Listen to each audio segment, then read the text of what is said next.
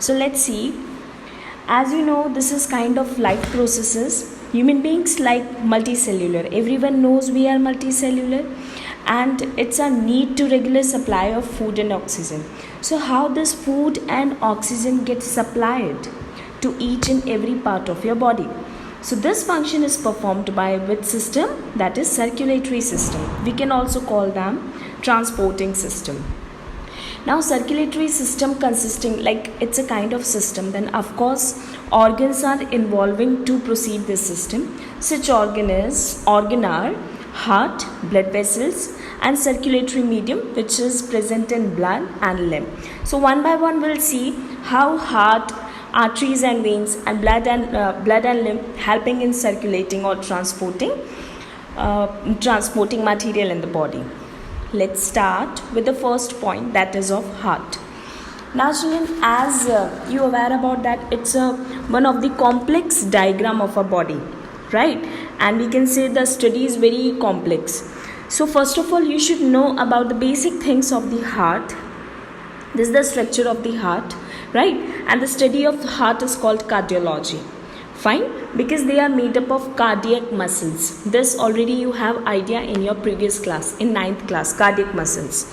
Now children, first of all, let's discuss about the anatomy of the heart. So it will help you to how heart is helping in transporting. So I'm just giving you a general idea. There is a diagram of the heart where you can see 4 chambers there. Chamber first, chamber second, chamber third and chamber 4. So human beings are having 4 chambers. Now upper chambers are called auricle and lower chamber are called ventricle. Right children? They have a particular veins like tubes like structure which are taking blood and going through the heart. Right? So I'm just explaining you how heart is functioning.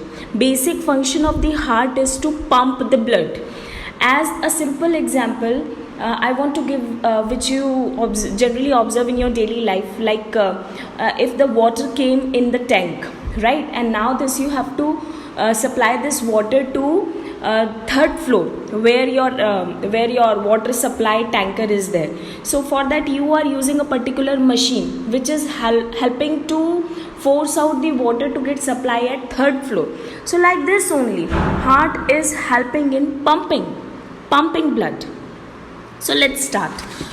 First of all, I would like to talk about the structure. As I told you, they have 4 chambers. Upper chamber is called auricle and lower are called ventricle. So heart study, whenever we start with the heart study, let us start with the left side.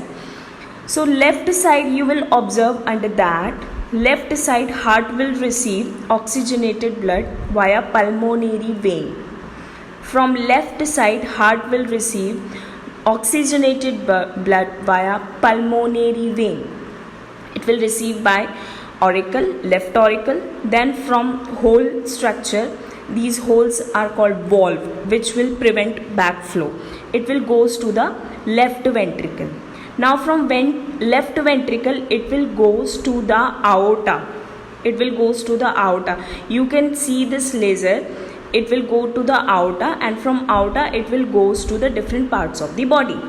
Is it clear children? So like this oxygenated blood is supplied to the body. First half is completed, the function of the heart. In second half, when body will release, their oxygen get consumed. So the blood is deoxygenated. It will enter to vena cava. Then from vena cava it will go to the first chamber. As I told you, auricle, they are right side, so we'll call them right auricle. Then from valve which prevent backflow. Generally question comes, what are the role of the valve? So here you should know, it prevents backflow. It will go to the ventricle and from ventricle rhythmic contraction takes place. So it will take U-turn and it will goes to pulmonary artery. You can see pulmonary aorta here, pulmonary artery or pulmonary aorta we can say, and it will supply to the lungs. What lungs will do? As in previous topic we have studied about the functions of the lungs. They are supplying oxygen. So like this blood will rich in oxygen, then again it will goes to the pulmonary vein, then left auricle, left ventricle, then it will go to the that is aorta. From aorta it will supply to whole body part. From body the blood will come which is not oxygenated, that is deoxygenated. It will goes to the vena cava to right auricle, then right ventricle, then due to rhythmic contraction it will take U-turn and it will goes to pulmonary aorta. So like this, heart having journey of blood twice time, right? So this is called as double circulation as well. So here flow diagram is also there, children. As you can see, this diagram starts from deoxygenated blood from heart. Here it will goes to vena cava. Here then right atrium, you can see right atrium, it is at relaxed mode. Then right atrium get contract, then it will move to ventricle, right ventricle. Now from right ventricle only it will get contract, then it will reach to via pulmonary artery to lungs. And here, okay, now lungs will supply what? Oxygen to the blood. So it will turn into oxygenated blood. Here oxygenated blood will taken by pulmonary vein, then it will goes to left atrium. Then again, like the thing is that it will get relaxed and contract, like rhythmic contraction and relaxation takes place. Then left atrium contract, then it will goes to left ventricle. Here it is left ventricle, and from left ventricle via aorta it will goes to body part. Body will consume what? Oxygen, then again blood will turn into deoxygenated. Like this the blood is moving twice from the heart. This is called double circulation. Well, now next we'll study about blood vessels. Here you should know 3 type of blood vessels are there. First, arteries, veins and capillaries. So beta, arteries always carry oxygenated blood, veins carry deoxygenated blood. It's also called distributing vessel. It is also called collecting vessel. So it is helping in distributing because it is having oxygen. So it will supply to all part of your body, and it will this is called basically collecting vessels. Why? Because it will collect and it will send to the blood to take oxygen in the lungs. They are thick and elastic. Yes. Okay. And they are thin and elastic. Right, children? So these are the major differences between arteries and veins. Now here another type of small thin vessel is there which connect arteries.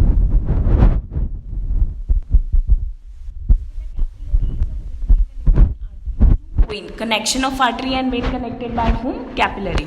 And they are containing mixed blood, right? Okay, so now we'll see. So here you should know about difference between arteries, veins. Here one exception is also there of pulmonary artery and pulmonary vein. As I told you, it carry oxygenated blood, but pulmonary artery carry deoxygenated blood. As I told you, they carry deoxygenated blood, but pulmonary vein, as previously I have explained you about the function of the heart, where the pulmonary vein is carry oxygenated blood. So this you have to remember. 3 type of blood vessels are there: arteries, veins and capillary. Okay, now next we'll talk about medium. So circulatory system, their medium is what? Their medium is blood. Okay, so we will see. We'll talk about the components of the blood. Their solid components are RBC, blood platelets and WBC, that you know very well. These are the blood cells. And the liquid component is plasma. Fine. So here you will come to know these are the functions of the RBC. They are helping in transporting oxygen, carbon dioxide, and they are red due to hemoglobin. They are helping in blood clotting and platelets. And WBCs are called generally soldier cells because they are producing antibodies. Fine. At the same time, so they all are solid components. Fine. And here liquid component will be what? Plasma. So beta, generally 92% we have plasma and rest we have blood cells. So it is 90% water and 10% organic substances are there. They containing protein, albumin, globulin, inorganic minerals and all. These all are name of the proteins. Don't get confused. And one another so blood and one another medium is there, that is lymph. So what is lymph? So beta here they have given about the lymph. Yellowish fluid escape from the blood. Please remember. So yellowish fluid, it means it's a yellowish fluid which is leaked from the blood capillaries. Leaked from the blood capillaries into where? Intercellular spaces. Okay, and it contain less protein than the blood. See, try to understand. These are the major differences between blood and lymph. So blood is red in color, lymph will be yellowish in color. So what is exactly lymph? It is basically leaked fluid from the blood capillaries. Where it get leaked? Intercellular spaces. What they contain? They contain less protein than blood, and it flows from the tissue to heart. So you should know the direction also. It flows from body tissue to heart. So here you should know it flows from body tissue to heart.